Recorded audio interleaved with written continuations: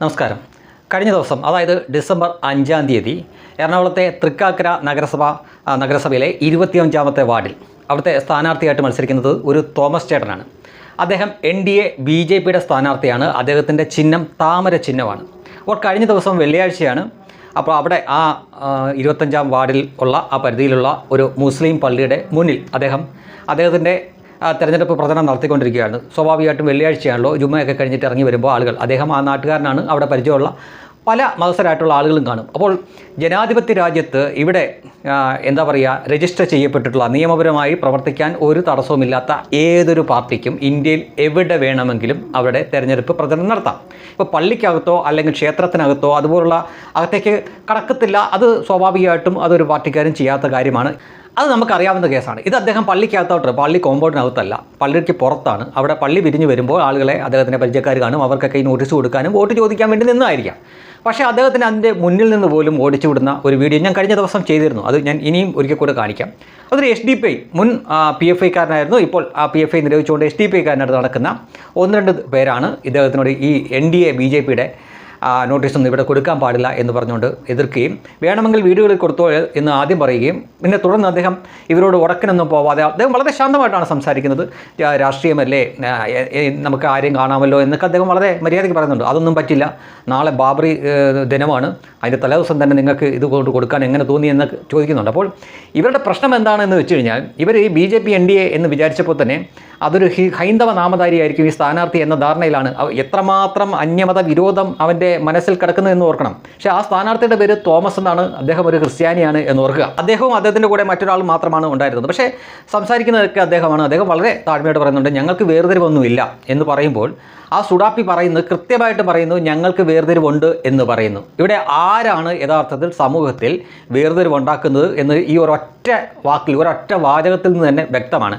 സത്യസന്ധമായിട്ട് പറഞ്ഞു കഴിഞ്ഞാൽ ഒരു ക്രിസ്ത്യാനിയായിട്ടുള്ള ഒരു സ്ഥാനാർത്ഥിയെ മുസ്ലിം പള്ളിയുടെ മുന്നിൽ നിന്ന് പ്രചരണത്തിന് വിലക്കി ഓടിച്ചു വിടുന്ന ഒരു കാഴ്ചയാണ് ഈ പ്രബുദ്ധ കേരളം കഴിഞ്ഞ ദിവസം കണ്ടത്. ഇത് അവന്മാരാണ് ആ വീഡിയോ എടുത്തത്. അവരെന്തോ വലിയ കാര്യമായിട്ടാണ് സോഷ്യൽ മീഡിയയെ അവരത് പോസ്റ്റ് ചെയ്തത്. അവരാണ് ആ വീഡിയോ എടുത്തതുകൊണ്ട് അവരുടെ മുഖമൊന്നും അവർ കാണിച്ചില്ല. അതിനുള്ള ബുദ്ധിയൊക്കെ ആ മദ്രസ പൊട്ടന്മാർക്ക് ഉണ്ടായിരുന്നു. എന്തായാലും അവരിപ്പോൾ എയറിലാണ്. കാരണം ഇത് ഒരുപാട് വൈറലായിക്കൊണ്ടിരിക്കുന്ന ഒരു വീഡിയോ ആണ്. കഴിഞ്ഞ ദിവസം ഞാനത് ചെയ്തിരുന്നു. ആളുകൾ ചിന്തിക്കാൻ തുടങ്ങി. നോക്കൂ, ഒരു ക്രിസ്ത്യാനിയെ പോലും അയാൾ വളരെ വ്യക്തമായിട്ട് പറയുന്നുണ്ട്, ഞങ്ങൾക്ക് വേർതിരിവൊന്നുമില്ല, വോട്ട് അഭ്യർത്ഥിക്കുകയാണ്.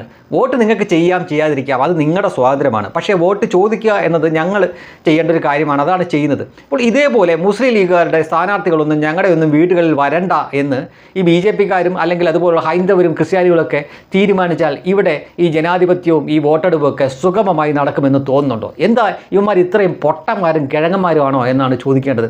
ഈ കേരളത്തിൽ കിടന്ന് ഇങ്ങനെ കാണിക്കുമ്പോൾ കേരളത്തിന് പുറത്ത് BJPക്കും NDAക്കും മൃഗീയ ഭൂരിപക്ഷമുള്ള സ്ഥലങ്ങളിൽ അവർ വിചാരിച്ചാൽ ഇവർക്കൊന്ന് പുറത്തിറങ്ങി പ്രവർത്തിക്കാൻ പോലും പറ്റില്ല. പക്ഷേ ചെയ്യാറില്ല. AK സെൻറ്റർ ഇരിക്കുന്ന ഡൽഹിയിൽ ഇവന്മാർക്ക് 100 വോട്ട് പോലുമില്ല CPMനും മറ്റും. എന്നിട്ടും സുഗമമായി ഒരു കല്ല് പോലും അതിൻ്റെ നേരെ ചെല്ലാറില്ല AK സെൻറ്റർ നേരെ. അവിടെ സുഖമായിട്ട് അവർ പ്രവർത്തിക്കുന്നുണ്ട്.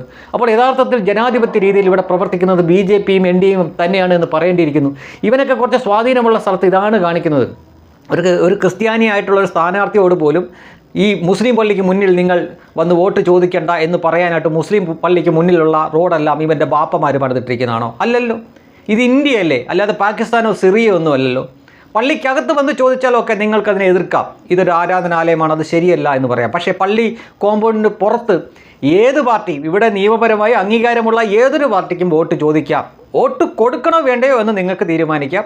പക്ഷേ മര്യാദക്കായിട്ടുള്ളവർ വോട്ട് തരില്ല എന്ന് പോലും പറയില്ല. ചെയ്തേക്കാം എന്ന് പറയും. പോയി കഴിയുമ്പോൾ ഒരു പക്ഷേ എന്തെങ്കിലും ഡയലോഗ് അടിക്കും. നമ്മളെയൊക്കെ എല്ലാ പാർട്ടിക്കാരും വന്ന് കാണാറുണ്ട്. ആരെങ്കിലും നമ്മൾ നിരുത്സാഹപ്പെടുത്താറുണ്ടോ? എല്ലാവരും വരുമ്പോൾ അവർ നമ്മളെ ചിരിച്ചു കാണിക്കുന്നു, നമ്മളും ചിരിച്ചു കാണിക്കുന്നു, അത്ര തന്നെ. അതൊരു സാമാന്യ മര്യാദയാണ്. അതവിടെ അവന് ചെയ്യാമായിരുന്നല്ലോ. മറിച്ച് NDA BJP ആണോ അവരിവിടെ ചെയ്യണ്ട, പ്രവർത്തിക്കണ്ട, വീട്ടിലും കൊടുക്കണ്ട എന്നൊക്കെ പറഞ്ഞ് ഓടിച്ചു വിടുക എന്ന് പറയാനായിട്ട് ഇത് ഇവൻ്റെ ഒന്നും സിറിയല്ല എന്ന് ഓർത്താൽ കൊള്ളാം. എന്തായാലും കറ നല്ലതാണ് എന്ന് പറയുന്ന പോലെ ഇതൊക്കെ BJPക്ക് 10 വോട്ട് കൂടുതൽ കിട്ടാൻ മാത്രമേ ഉപകരിക്കൂ. അല്ലാതെ ഇവൻ്റെ ഒന്നും ഒരഭ്യാസവും ഈ ഇന്ത്യ മഹാരാജ്യത്ത് നടക്കാൻ പോകുന്നില്ല. തോമസ് ചേട്ടന് എല്ലാ വിജയാശംസകളും. ഈ ഒരൊറ്റ കാരണം മതി തോമസ് ചേട്ടാ ഒരുപക്ഷെ നിങ്ങൾ ജയിച്ചു കയറാൻ.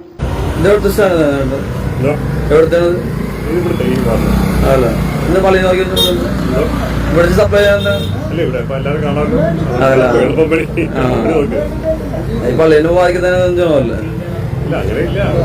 ഇലക്ഷൻ ആണല്ലോ, രാഷ്ട്രീയമാണല്ലോ, അതുകൊണ്ട് കൊടുത്തതാണ്. ബുദ്ധിമുട്ടുണ്ടോ? അങ്ങനെയാണെങ്കിൽ മാറിയേക്കാം. അല്ല, ഇന്ത്യയുടെ ഈ പള്ളിനെ ഉപയോഗിച്ച് കൊടുക്കേണ്ട ആവശ്യമില്ലല്ലോ. രാഷ്ട്രീയമാണ്, അത് ശരിയാണ്.